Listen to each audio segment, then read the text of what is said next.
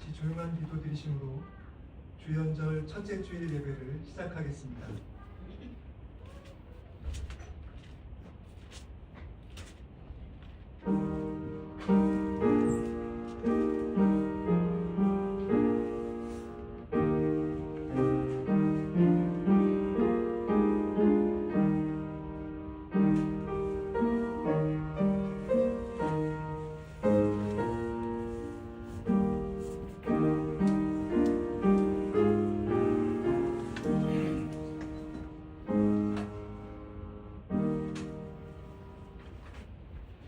하나님이여, 주의 판단력을 왕에게 주시고 주의 공의를 왕의 아들에게 주소서. 그가 주의 백성을 공의로 재판하며 주의 가난한 자를 정의로 재판하리니.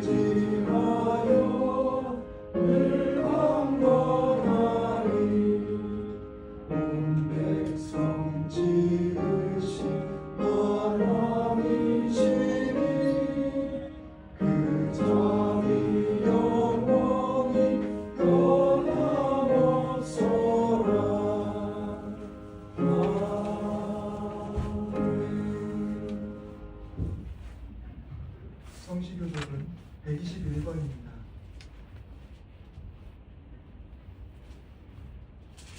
제21번 주연절 첫 번째입니다.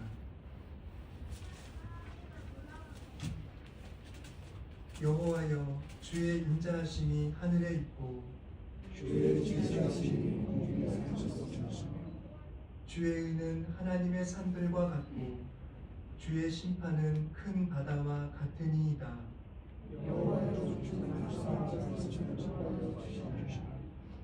하나님이여, 주의 인자하심이 어찌 그리 보배로우신지요.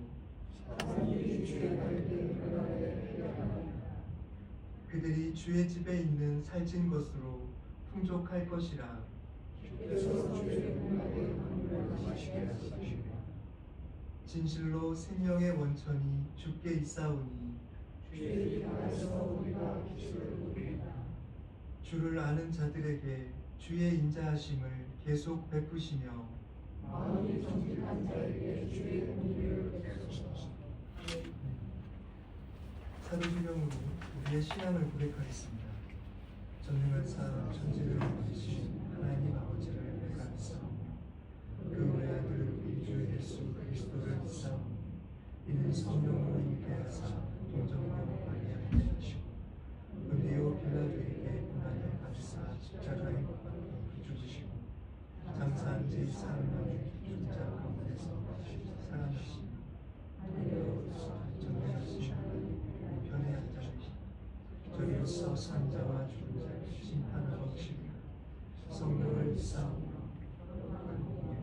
성도가 서로 교통하며 죄를 사하여 주시는 것과 몸에 가시는 것과 사는 것을 믿사옵나이다.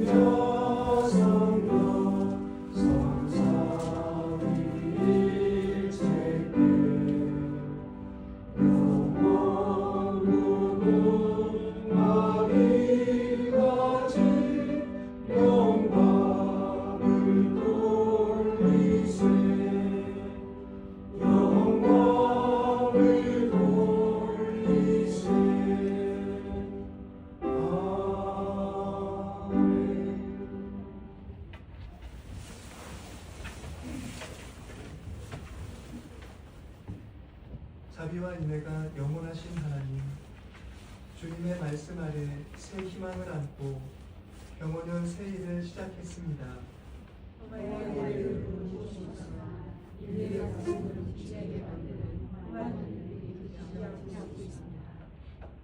도를 넘는 강대국들의 횡포와 약소민족을 향한 국가 폭력에 대한 통제력이 상실된 위험한 순간입니다.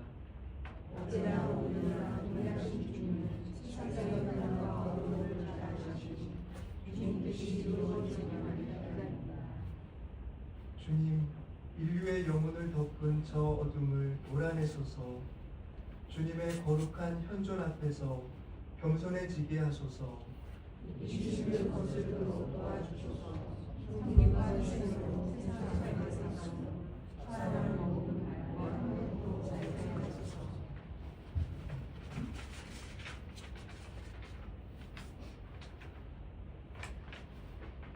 자비로우신 하나님,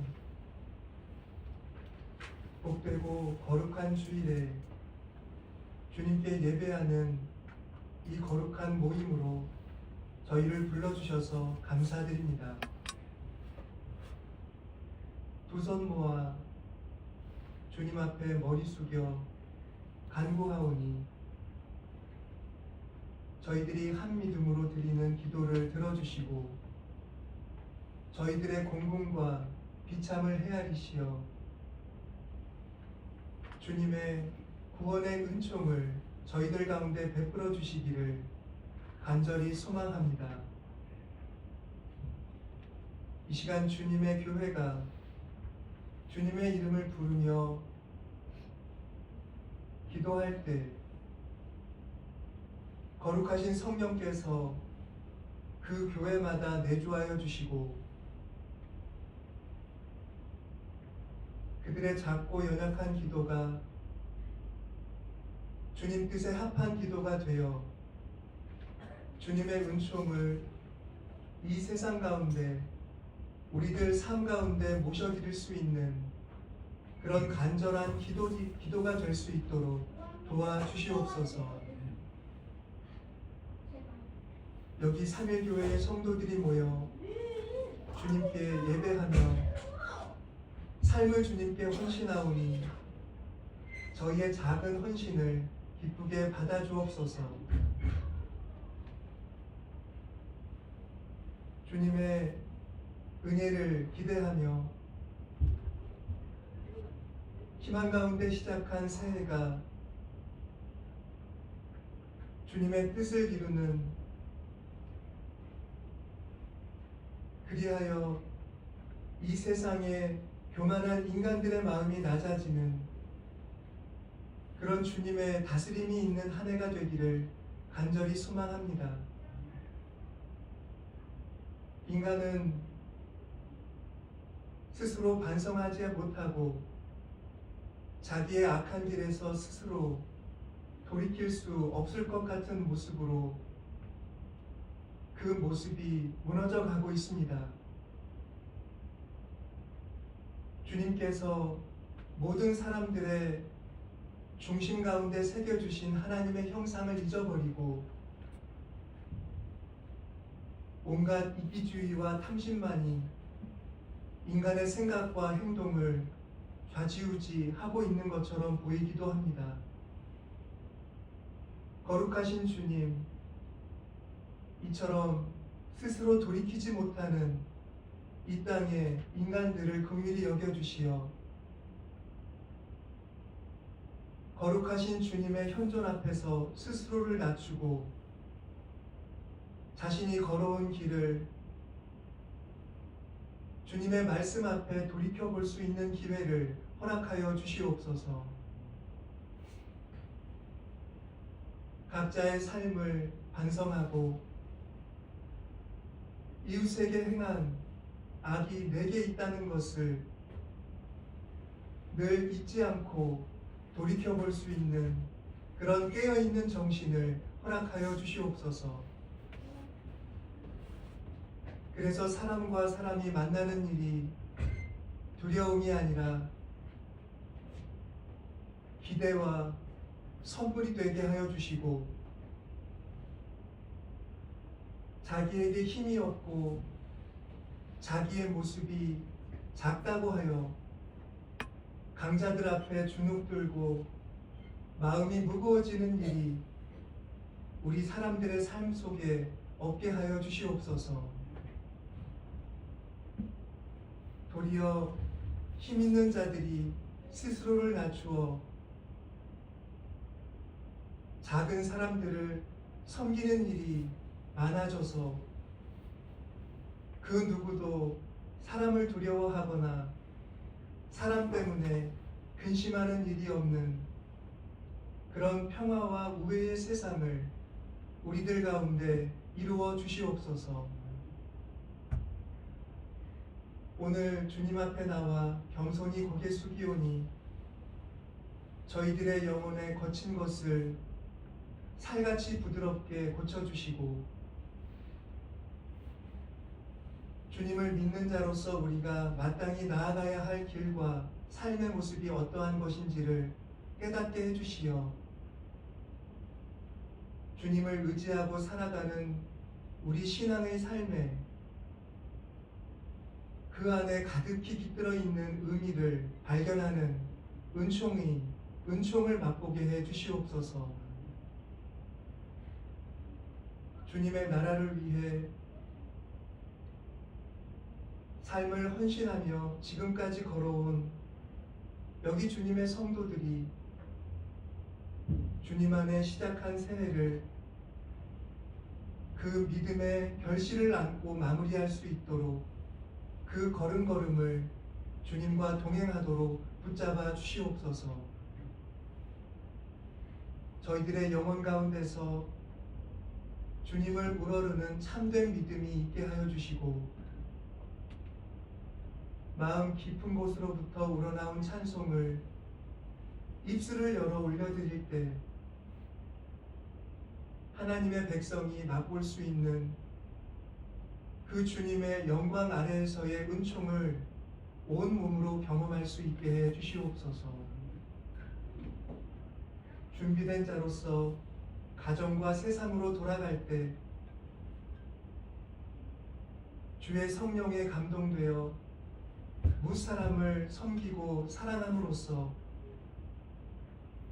미육한 삶을 주님 나라의 도구로 헌신해 드릴 수 있는 우리 모두가 되도록 주님의 놀라운 은총을 각 사람 위에 나타내 주시옵소서. 우리 모든 삶을 주님 손에 의탁하오며 우리 주 예수 그리스도의 이름으로 기도드립니다.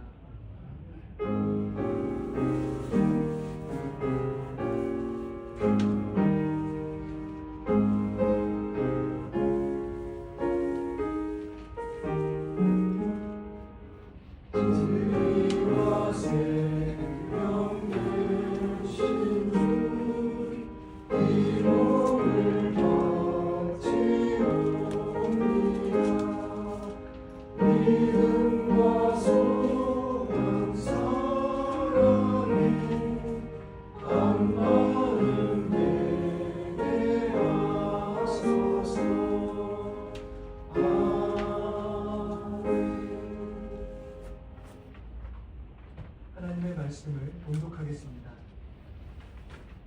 에스겔 3장 16절부터 21절입니다.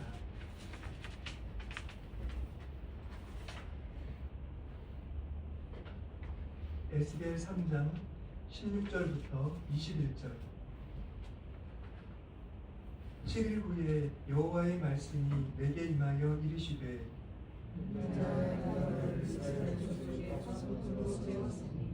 너는 내 입의 말을 듣고 나를 의지하여 그들을 쫓으라. 가령 내가 악인에게 말하기를 너는 꼭 죽으리라 할 때에 내가 깨우치지 아니하거나 말로 악인에게 일러서 그의 악한 길을 떠나 생명을 구원하게 하지 아니하면 그 악인은 그의 죄악 중에서 죽으려니와 내가 그의 핏값을 내 손에서 찾을 것이고 내가 그를 깨우치되 그가 그의 악한 마음과 악한 행위에서 돌이키지 아니하면 그는 그의 죄악 중에서 죽으려니와 너는 내 생명을 구원하리라. 또 의인이 그의 공의에서 돌이켜 악을 행할 때에는 이미 행한 그의 공의는 기억할 바 아니라 내가 그 앞에 거치는 것을 두면 그가 죽을지니 이는 내가 그를 깨우치지 않음이니라. 그는 그의 죄 중에서 죽으려니와 그의 핏값은 내가 내 손에서 찾으리라. 그러나 내가 그 의인을 깨우쳐 범죄하지 아니하며 그가 범죄하지 아니하면 정정하게 살리니 이는 그 죄를 받음이며 너도 네 영혼을 보존하리라. 사도행전 4장 1절부터 4절 그리고 13절부터 21절입니다.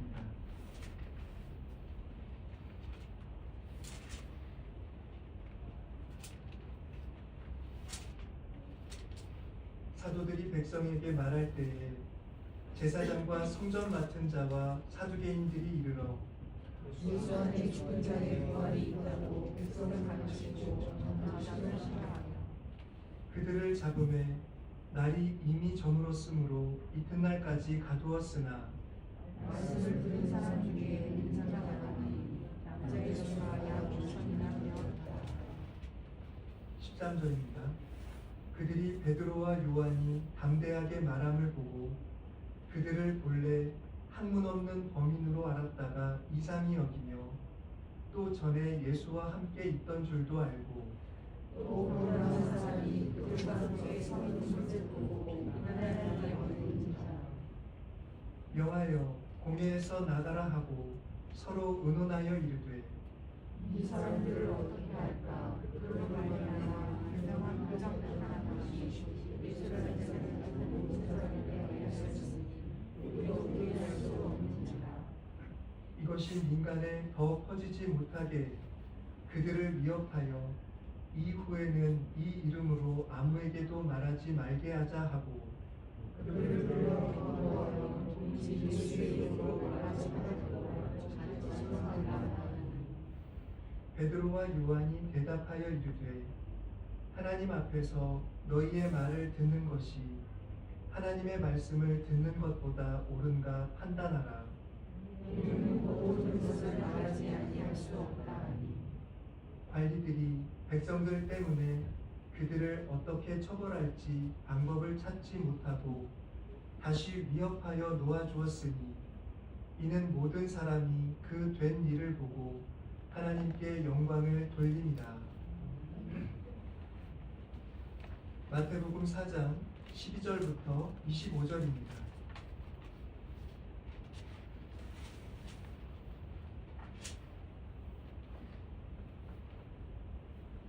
예수께서 요한이 잡혔음을 들으시고 갈릴리로 물러가셨다가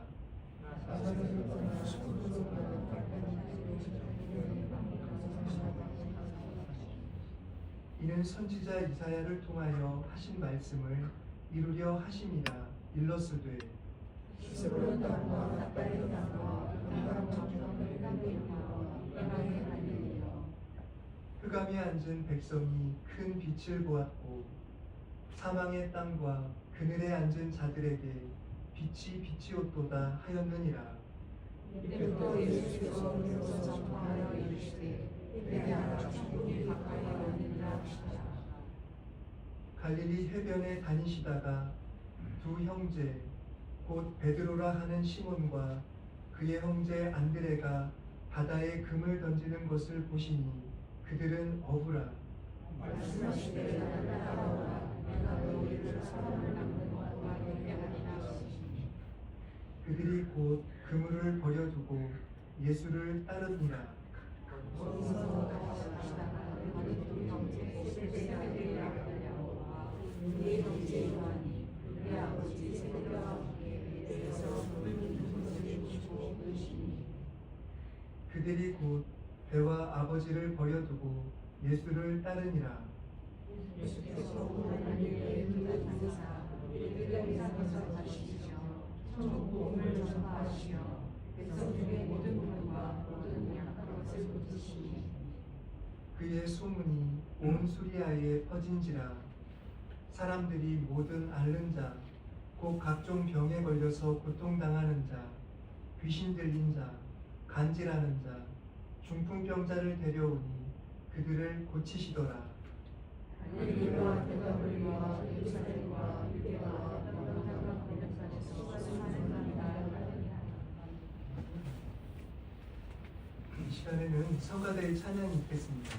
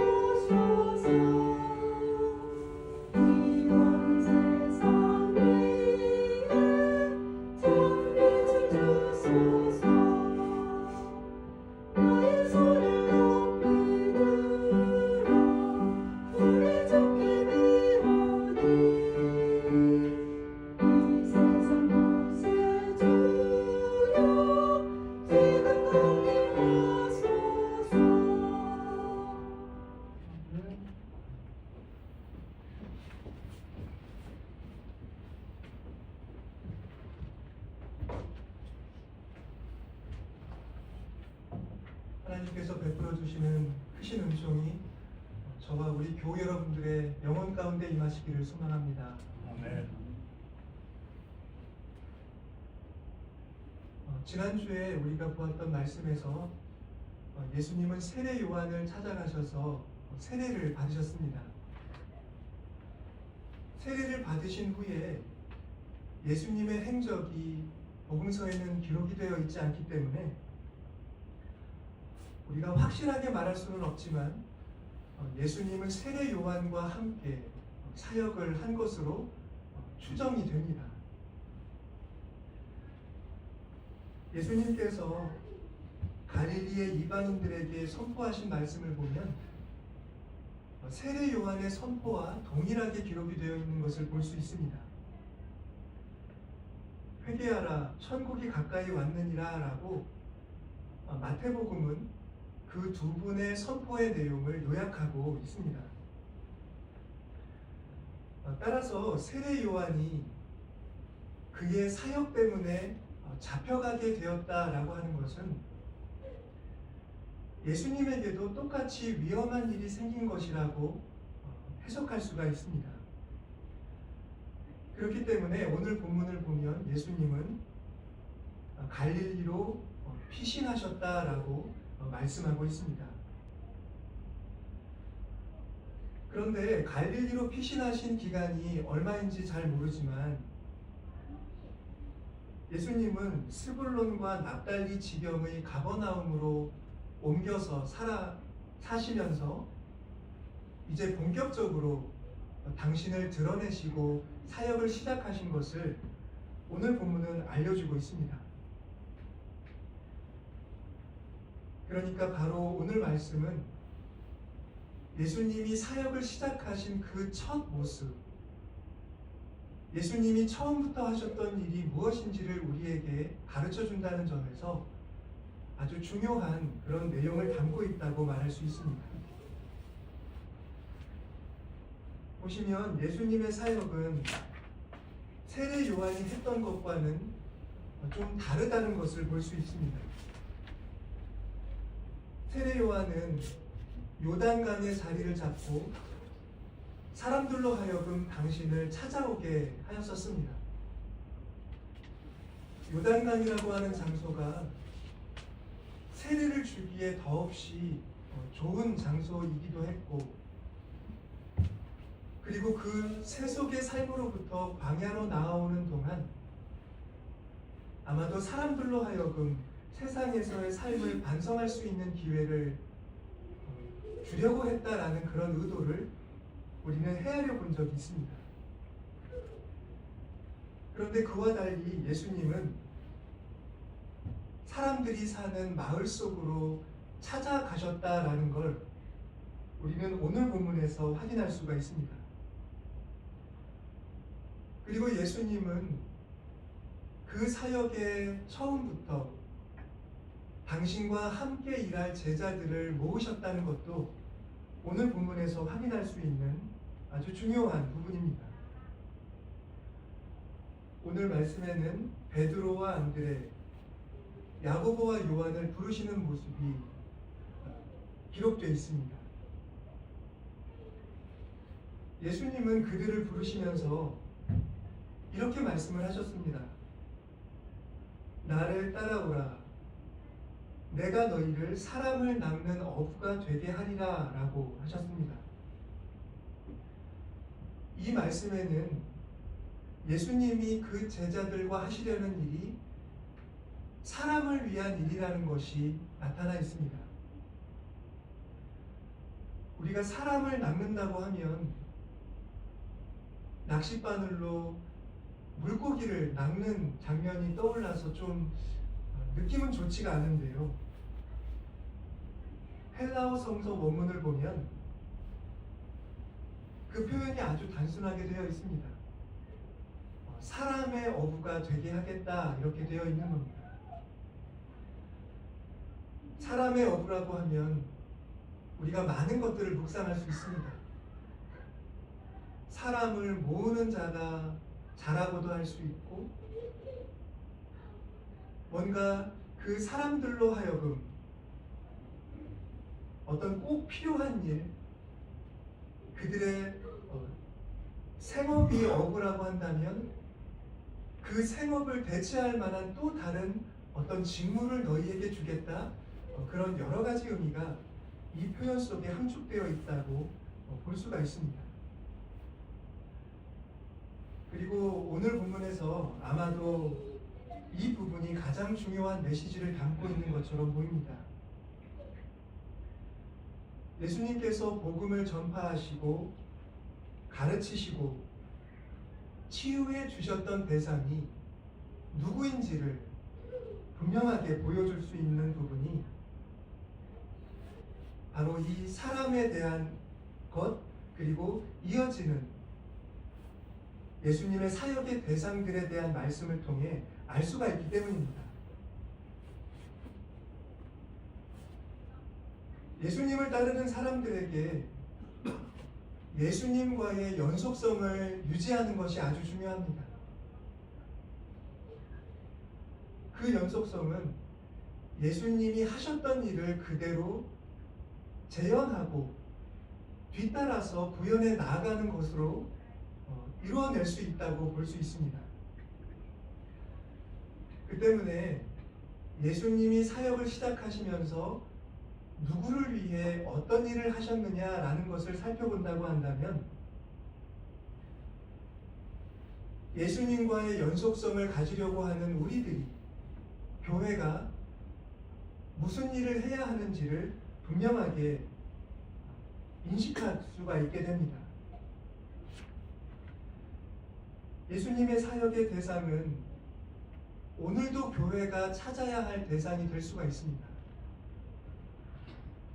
그리고 예수님이 그들을 위해서 하셨던 일은 지금도 우리들이 그 사람들을 위해서 해야 할 일이 무엇인지를 보여주는 것이 됩니다.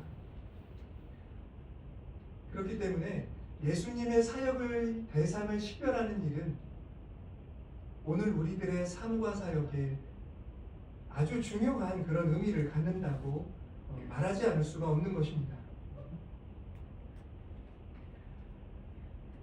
예수님이 섬겼던 사람들은 스불론 땅과 납달리 땅과 요단강 저편 해변길과 이방의 갈릴리 사람들이다라고 묘사되어 있습니다.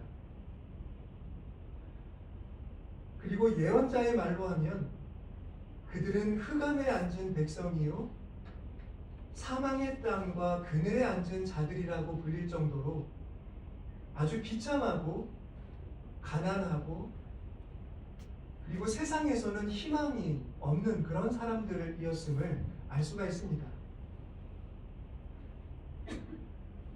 이렇게 설명되는 그들이 실제로 누구인가? 이것은 이어지는 부분에서 좀 더 구체적으로 설명이 됩니다. 복음서는 그들이 백성 가운데 병들고 약한 사람들이다 라고 얘기를 해줍니다. 예수님이 그런 사람들을 고쳐주신다는 소문이 수리아에 전해졌을 때 그곳의 사람들은 자기 주위에 있는 모든 앓는 자, 각종 병에 걸려 고통받는 자, 귀신 들린 자, 간질하는 자, 중풍병자들을 데리고 예수님을 찾아왔다라고 본문은 기록합니다. 그리고 예수님은 그 모든 사람들을 다 고쳐주셨다라고 말씀합니다. 그러니까 예수님이 시작하신 그 사역이라고 하는 것은 바로 그렇게 육체와 정신의 병을 앓고 고통받는 사람들이고 그리고 그러한 이유로 그 사회에서 종교적으로 정죄당하고 배제당한 그런 사람들이었다라는 걸 복음서는 분명하게 우리에게 말해주고 있다라는 것입니다. 그렇다고 한다면 오늘 우리가 도대체 누구를 위해 사역해야 하며 누구를 위한 사역을 준비해야 하며 그리고 우리의 역량을 모아 도대체 누구를 위해 일해야 하는가는 여기서 분명하게 가르쳐진다고 말할 수 있습니다. 예수님이 치유하셨던 그 사람들, 예수님이 찾아가셨던 사람들, 그리고 은총을 구하며 예수님을 찾아왔던 그 사람들을 우리도 오늘 우리의 삶의 자리에서 식별하고 그들을 위해 우리의 사역을 조직해야 마땅하다라고 그렇게 이 본문을 읽을 수가 있는 것입니다. 연말 연시가 되어서 목회자들도 이렇게 여러 모임을 만들어서 같이 만나고 인사하고 덕담을 나누고 또 새해에 어떤 일을 할지 그런 자기들의 이야기를 나누는 일들이 많았습니다. 제가 최근에 참석했던 목회자 모임에 가보면 의뢰이 교회의 지속성에 대한 이야기가 대화의 소재가 되곤 하였습니다. 교인 수가 계속 감소하고 있고, 그리고 그 감소의 원인이라고 하는 교회의 신뢰도가 회복되지도 못하고 있기 때문에 머지않아서 그 존립에 위협을 당할 교회의 수는 더 많아질 것이다. 이런 얘기들을 종종 하고 있는 것입니다. 예장 통합교단에서는 벌써 10수년 전부터 규모가 작은 교회들을 통합해 왔다고 합니다. 어떤 일정한 조건을 두고 그 조건을 충족하지 못하면 거의 강제적으로 교회들이 통합의 길을 걷게 만들어서 그런 방식으로 교회의 지속성을 유지하려 한다. 그런 얘기도 제가 얼마 전에 들은 바가 있었습니다. 그런데 그 말 속에는 약간 이상한 점도 있었습니다.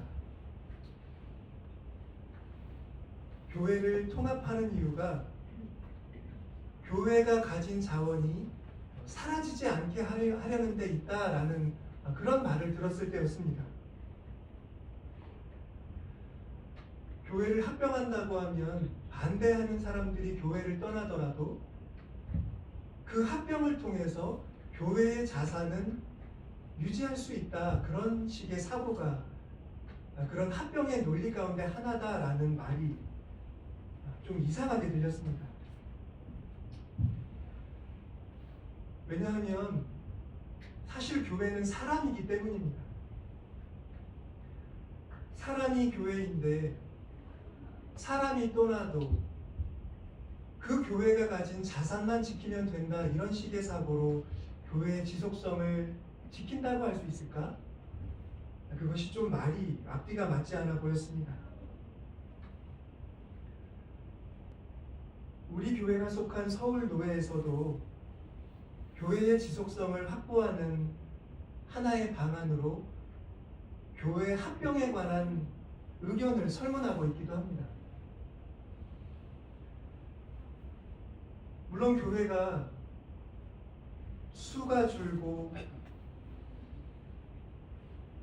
또 다음 세대가 예배에 나오지 않는 그런 상황을 볼 때 분명히 존립의 위기를 직면하게 될 것이 뻔하기 때문에 그 점에 대한 어떤 수기와 실천이 필요하다고 생각을 합니다. 그런데 이스라엘과 교회의 역사를 돌아보면 공동체의 존립이 불확실해졌던 원인이 항상 분명하게 제시되곤 하였습니다.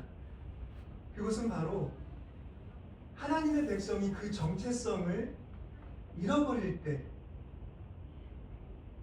교회가 또 하나님의 백성의 모임이 위기를 맞았다라고 하는 말을 일관되게 말씀하고 있다는 사실입니다. 오늘날의 교회들이 맞고 있는 지속 가능성의 위기에 대해서도 우리가 그 점을 반성해야 할 필요가 있다고 생각을 합니다. 그러니까 오늘 교회의 위기도 사실 그 근본은 정체성의 위기에 있다라는 말씀입니다. 왜 제가 정체성의 위기를 말씀드리냐면 오늘 마태복음에서 읽은 말씀, 예수님이 하신 일, 그리고 그 일을 위해 사람을 모으신 일을 교회도 그 주된 사역으로 삼아야 하는데 사실 많은 교회들에서 예수님이 하셨던 그 일이 주된 사역이 되지 못하고 있다라는 점이 우리가 맡고 있는 정체성의 위기에 어떤 근본 원인이지 않느냐 하는 말씀을 드리고 싶기 때문입니다. 우리 공동체의 존재 방식은 예수님과 제자들이 만든 공동체의 모습과 같아야 하지 않겠습니까? 그러니까 우리가 예수님과 동일성을 가질 때 우리는 오늘의 교회가 바로 우리다라고 말할 수가 있고, 그 어떤 근본적인 사역을 붙잡고 있다고 한다면 겉으로 보는 어떤 규모의 축소라든가 뭐 그런 것이 문제가 되지 않지 않겠느냐라는 말씀을 여러분과 함께 나누고 싶습니다. 사실 오늘의 마태복음 말씀도 우리들에게 예수님이 시작하셨던 그 사역의 초기 모습, 그리고 예수님이 찾으셨던 그 사람들의 면면을 보여주면서 그 사역과 우리의 사역이 어느 정도 일치하느냐라는 점을 성찰하게 하고 있는 것 같기 때문입니다. 예수님께서 처음부터 해오신 일, 제자들을 모아서 행하게 하셨던 일이 오늘의 교회 가운데서도 이루어지고 있고, 그 사역이 주된 어떤 관심을 모으는 그런 일이라고 한다면, 그렇게 교회가 정체성을 굳건히 지킨다고 한다면, 역사에서 보듯이 교회는 그 숱한 외적인 위기를 돌파하고 조립할 수 있을 것이다. 우리가 그런 믿음을 가져야 할 것 같습니다. 예수님의 사역은 세상의 가치관에 따라 보았을 때 성공하지 못한 사람들, 실패했다고 하는 그런 사람들을 향하고 있었습니다. 모든 앓는 자, 각종 병에 걸린 자, 귀신 들린 자, 간질하는 자, 중풍병자, 그들은 개인적으로 고통을 받고 있을 뿐만 아니라 그들이 고통받은 데에는 어떤 사회적인 배제와 차별의 원인도 큰 부분을 감당하고 있었습니다. 예수님은 그런 사람들에게 하나님의 말씀을 전하셨고, 그리고 그런 사람들의 고통을 치유해 주시려고 애써 오셨다라는 말씀입니다. 오늘날 보건의료학자들이 말씀을 하기도 하지만 어떤 인종차별, 남녀차별, 혹은 사회적인 어떤 격차가 극심한 곳에서 사람들이 더 많은 병에 걸린다는 것이 실제적인 수치로 확인되고 있기도 합니다. 어린 시절에 동료들에게 왕따를 당한 경험이 있는 사람은 정신적으로도 왜곡되는 그런 아픈 삶을 살게 되지만, 그것이 그의 육체적인 질병을 또 유발하기도 한다라는 것이 증명이 되고 있다라는 말씀입니다. 그렇게 본다고 하면 예수님이 고쳐주셨던 이 병든 사람들의 병의 원인도 그들의 개인적인 그런 차원에서만은 찾을 수 없다는 걸 알게 됩니다.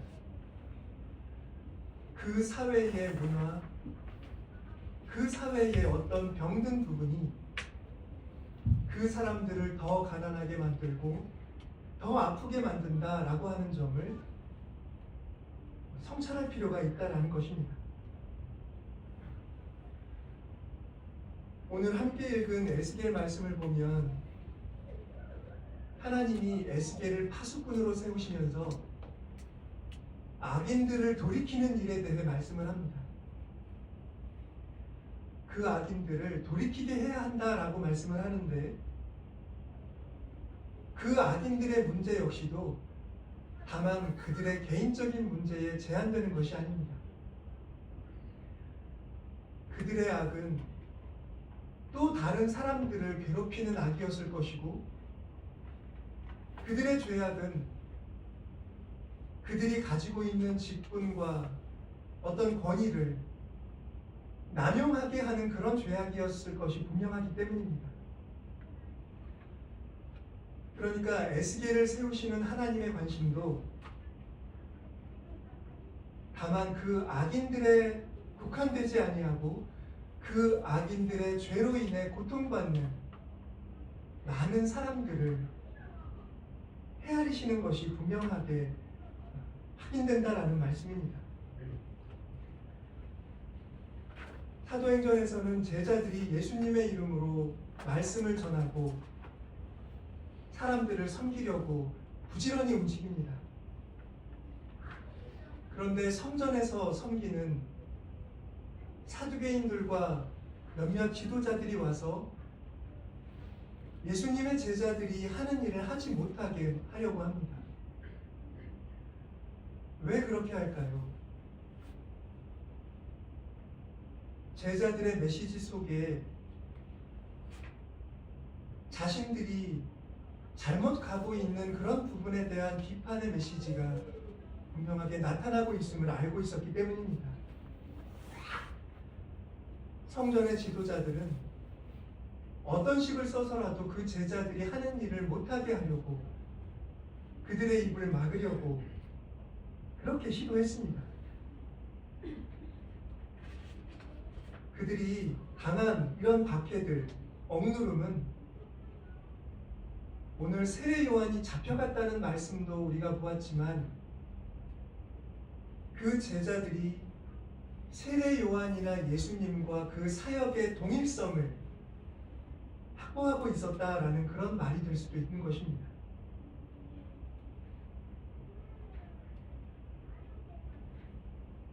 오늘 주연절 첫째 주일 새해의 초입에 서 있는 우리들에게 하나님은 이런 말씀을 통해 우리의 사역이 예수님의 사역과 동일해져야 함을, 우리가 그렇게 한 해의 사역을 꾸려가야 함을 가르쳐 주시고 계신 듯 합니다.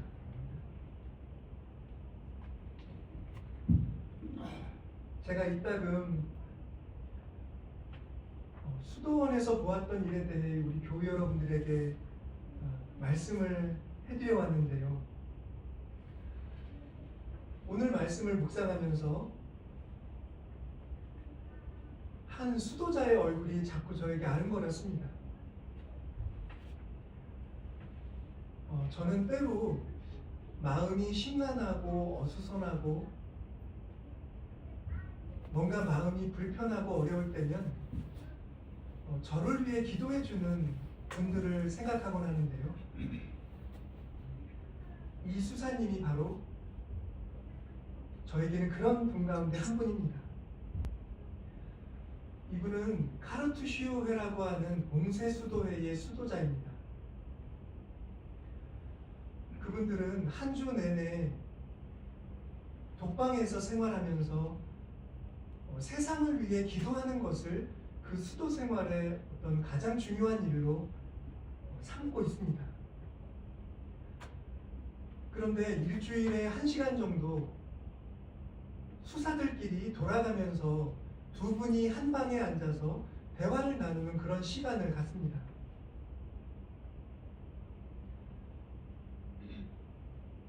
이것은 어떤 영상에서 본 것인데, 이 수도자와 독일에서 온 외국인 수도자께서 나란히 앉아서 대화를 나눕니다. 이 수도자가 그 독일인 수도자에게 질문을 했습니다. 카르투시오 수도회의 본질은, 그 특성은 어떤 것이라고 생각하십니까? 그랬더니 그 독일인 수도자가 정해진, 그러니까 항상 그분들이 되뇌이는 그 말을 대답으로 꺼내놓으셨습니다. 다른 수도에는 병들고 가난한 사람들을 섬기는 일을 하지만 우리는 기도의 골방 속에서 그런 사람들을 위해 기도하는 것을 본분으로 삼고 있습니다 라고 했습니다. 그런데 그런 대화를 나누는데 이 수도자님의 얼굴이 뭔가 간절한 그런 마음의 변화가 있는 표정으로 변합니다. 그러면서 하는 말이, 수사님, 나는 사람들을 돕고 싶어요 라고 말씀을 하시는 것이었습니다. 그러니까 이분은 자신에게 기도 제목을 편지로 보내는 분들, 어머님이 암에 걸리셨습니다. 어떤 분이 정신적으로 힘드십니다. 기도해 주십시오. 이런 편지를 매일같이 받으면서 그분들을 생각하며 기도를 하는데, 이 수도자님은 그분들을 위해서 기도도 하지만 그분들을 찾아가서 그분들의 고통과 상처를 어떻게든지 어루만져 주고 싶은 그런 마음이 그 순간에 그분 속에서 뜨겁게 올라왔다라는 것을 제가 본 것이 기억이 나는 것입니다. 여러분, 그런데 저는 그런 마음이 바로 예수님의 마음이 아니었을까 생각을 합니다. 예수님은 마을로 사람들을 찾아가셨다고 말씀을 드렸습니다. 어느 한 곳에 머물러서 사람들을 오게 하시는 것이 아니라 그분은 사람들이 당신을 찾기 쉽도록 몸소 사람들이 사는 그 마을로, 가난한 땅으로, 차별의 낙인이 찍혀있는 그 땅으로 들어가셨다라는 것입니다. 예수님의 마음이 그런 것이 아니었을까요? 그 병들고 고통받는 자들, 그 비참한 삶을 사는 사람들이 당신을 찾아오는 것이 아니라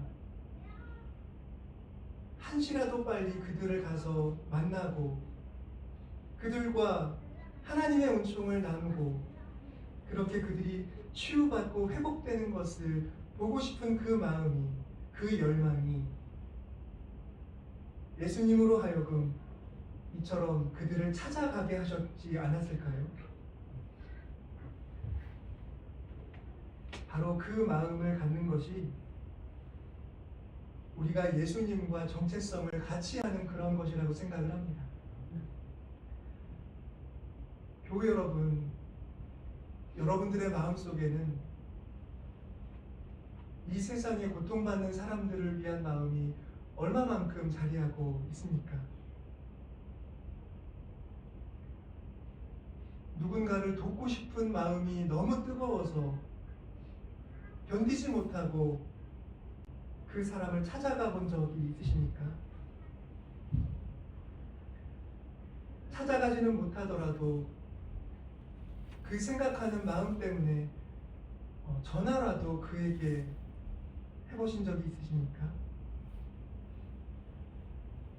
새해에는 우리의 마음속에 그런 마음이 올라올 때 우리가 주저하지 않았으면 좋겠습니다.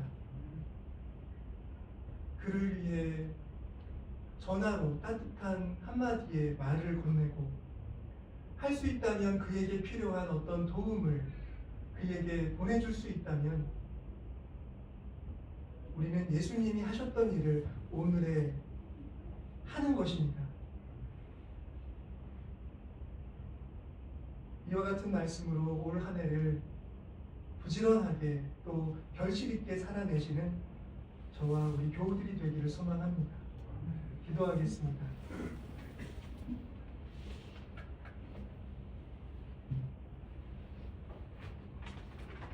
자비로우신 하나님, 가버나움에 가셔 사시면서 그 아프고 고통받는 사람들을 끌어안아 주시고 하나님과의 새롭고 살아있는 관계를 이루어 살도록 복음을 가르치신 예수님을 오늘 보여주심을 감사합니다. 신앙은 사람들을 섬기는 것이요 하나님으로부터 받은 은혜를 나누는 것임을 알면서도 우리는 그 은혜를 나누기에 주저했고 나의 손길과 위로와 도움이 필요한 사람을 찾기에 게을렀음을 고백합니다. 이제는 그렇게 주저치 아니하고 그렇게 사랑을 나눌 수 있는 새로운 걸음을 내딛기를 소망하오니 주님의 영이 우리와 함께 하시어 우리로 그러한 삶을 살게 하시고 항상 예수 그리스도의 마음을 품고 행할 수 있도록 인도하여 주시옵소서. 예수 그리스도의 이름으로 기도드립니다. 찬송가 207장 찬송하겠습니다.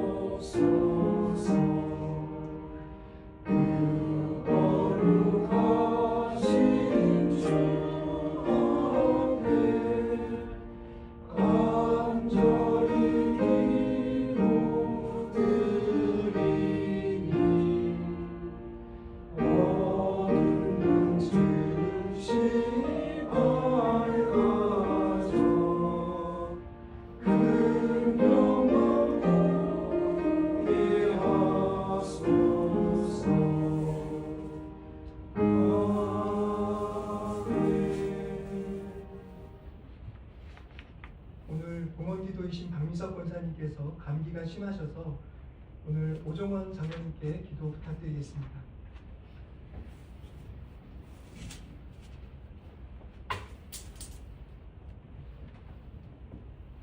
감사하신 우리 하나님 아버지, 오늘 주님께서 저희들에게 귀한 말씀을 주셔서 감사합니다.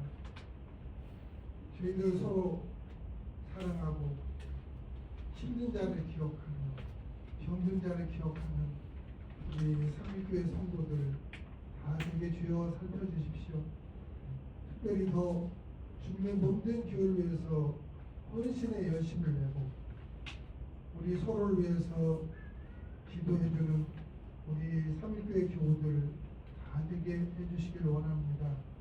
특별히 올해는 부지런한 마음으로 우리 교회를 위해서 열심을 내고 우리 주님께서 가르쳐주신 그 복음의 길을 열심히 걸어갈 수 있도록 주님께서 힘과 지혜를 내려주시기를 원합니다. 저희들 또 주님의 말씀에 감사하고 주님의 사랑에 감사해서 예물을 드릴 때 예물이 저희들이 힘을 다하고 뜻을 다하는 귀한 예물이길 원합니다. 그래서 주님께서 기뻐 받아주시길 원하오며 예수님 이름으로 감사하며 기도드립니다.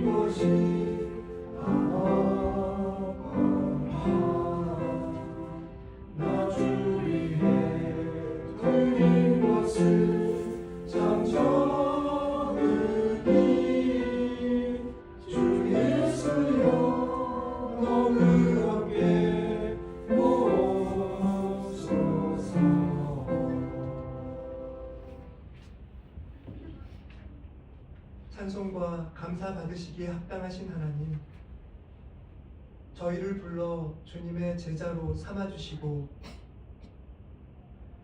필요한 은사를 주시어 주님의 나라를 섬기도록 이끌어 주심을 감사드립니다. 저희들이 해야 할 일이 있을 때 그 일을 해낼 수 있는 능력이 저희에게 있음을 믿습니다. 또한 주님의 은총이 언제나 어디서나 저희를 보호하시고 주님의 뜻을 이루는 그 일을 저희에게 보여주시리라 믿습니다. 항상 주님과 동행하며 주님의 영에게 삶을 의탁하며 믿음으로 살아가는 저희 모두가 되기를 소망하며 주님께 간구드립니다. 저희들의 믿음이 주님 안에 더욱 올곧아지게 하여 주시고 저희들의 눈이 더욱 맑아져 주님 하시는 일을 보고 그 일에 참여하도록 인도하여 주시옵소서. 헌신된 삶으로 주님을 섬기는 여기 삼일교회의 교우들을 기억하여 주시고 우리 교우들이 있는 모든 곳에서 주님의 은총이 충만하여지고 주님의 다스림이 나타나시기를 소망합니다.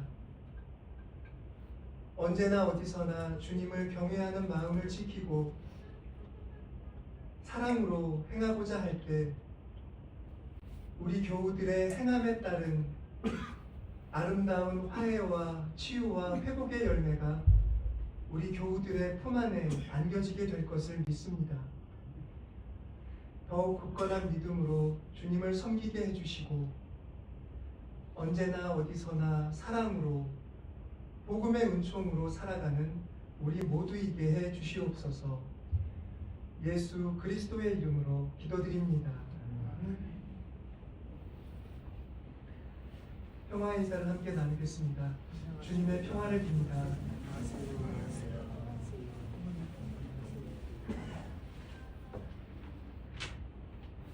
오늘 박민석 권사님도 그렇고 한기숙 권사님도 독감도 또 감기도 심하셔서 예배를 나오지 못하셨습니다. 한기숙 권사님이 오늘 아침에 병원에 가셨더니 환자들이 그렇게 또 많으셨다고 하는데요. 우리 교우 여러분들 항상 건강 조심하시기를 바랍니다. 오늘은 주연절 첫째 주일입니다. 다음 주일 예배 후에는 친교실에서 애찬이 있고 애찬 후에는 올해 첫 번째 경건회로 모이도록 하겠습니다. 주교제는 지난번에 말씀드린 것처럼 김상주 교수님의 출애굽기 나루인데요.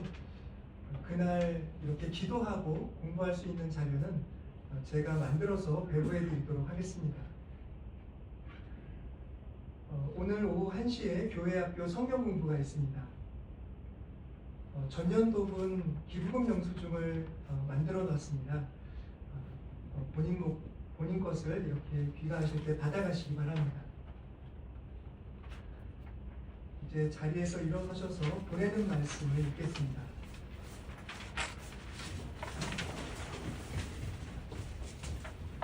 서로 사랑하는 것 외에는 아무에게도 빚을 짓지 마십시오.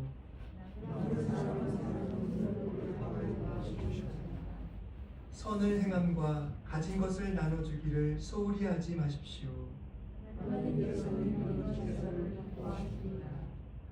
이제 여러분은 죄에서 해방을 받고 하나님의 종이 되어서 거룩함에 이르는 삶의 열매를 맺고 있습니다.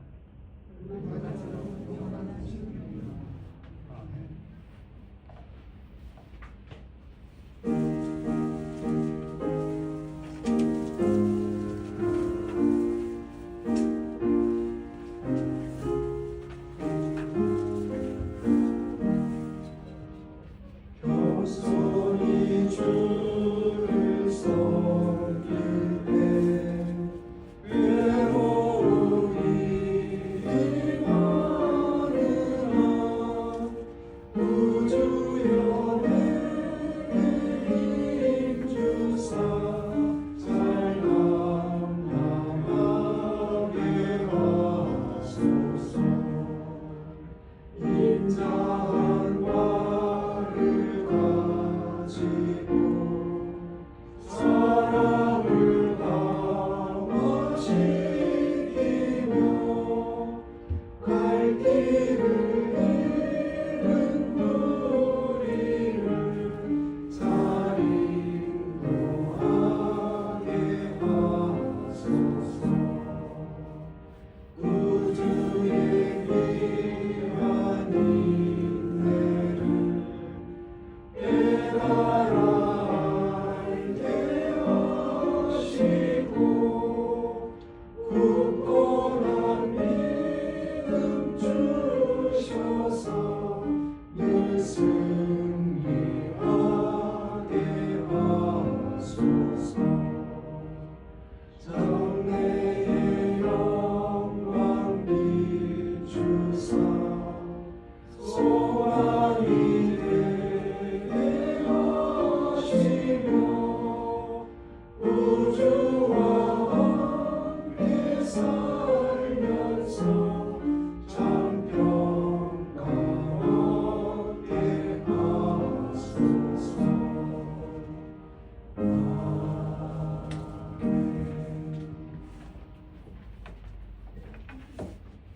이제는 우리 구주 예수 그리스도의 구속의 은혜와 하나님 아버지의 영원하신 사랑과 성령님의 감화, 감동, 교통하시며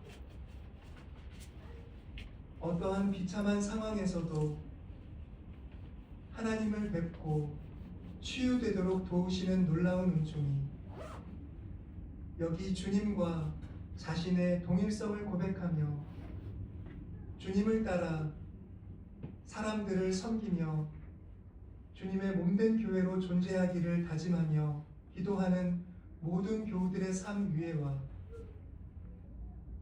이제도 고통 속에 있는 사람들을 찾아가며 삶을 나누기를 아까워하지 않는 세상의 모든 선한 종들 위에 이제로부터 영원히 같이 계시기를 간절히 축원하옵나이다.